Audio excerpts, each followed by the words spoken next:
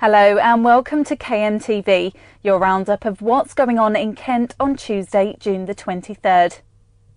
Operation Stack has been put in place on the M20 to cope with traffic in Kent as industrial action has closed the port of Calais.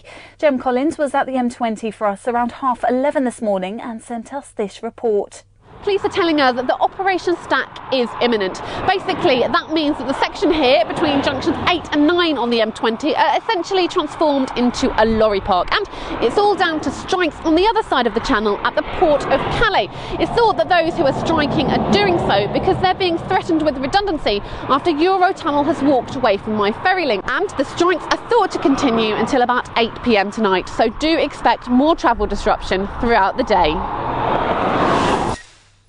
It's been revealed Kent's War and Peace Revival will be held for the last time this summer after running for more than 30 years. The two main organisers have made the announcement as one of them prepares to retire. The military show is expected to see around 100,000 people and over 4,000 vehicles at the final event in Folkestone next month. A Kent girl born with just one hand is celebrating after being given a prosthetic hand which was designed and built by her friends as part of a school project. Graham Stothard reports. A little while ago, Lara only had one hand. Today, though, using a new 3D printed plastic one designed especially for her, she's arm wrestling a man more than twice her age. But it's not just picking stuff up and arm wrestling she can do. She can play the trumpet, tennis and ride a bike. I got used to it quite quickly and it was quite good because if I get my hands out and there are lots of bags on the table, I have two hands. As before, I would have had to put them over my elbows, done that kind of stuff, but now I can actually pick up the bags. It was after seeing someone with a similar hand on TV that she was inspired to get her own. Since then, she hasn't looked back.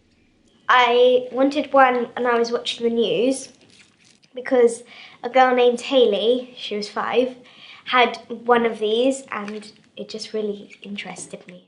More than 200 of her classmates designed and built 50 hands for children in need, including Lara, in conjunction with tech company Techie Lab.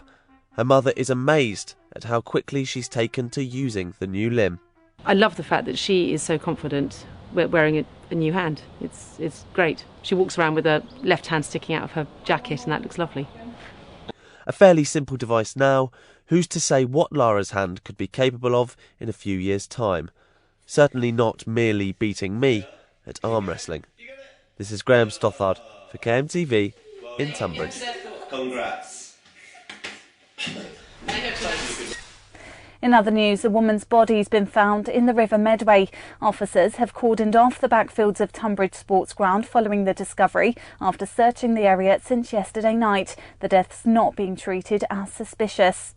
A teenager's been arrested following a triple stabbing at a house party in Canterbury last Thursday. The 18-year-old from London was held on suspicion of assault and has been bailed until September. And a Medway man's been jailed after stealing £34,000 of his grandmother's savings while she was ill in hospital. 29-year-old Daniel Westbury from Keys Avenue in Chatham has been sentenced to 20 months behind bars. And finally, a station cat is making commuting more pleasurable for passengers at Tunbridge who leave her treats and even presents. Safi took up residence at the station when her previous owners moved on and staff started feeding her. Now she's featured in the first of a series of videos being produced by Southeastern to highlight quirky stories from across their network. I think it's good for morale, I really do. Some fitters come out one night. He's got all different flavour dreamies, which he knows each cat likes. So when he comes to Tunbridge, they're the dreamies for Safi. There's more local news on KMFM and you can follow us on Twitter and Facebook, but that's it from KMTV.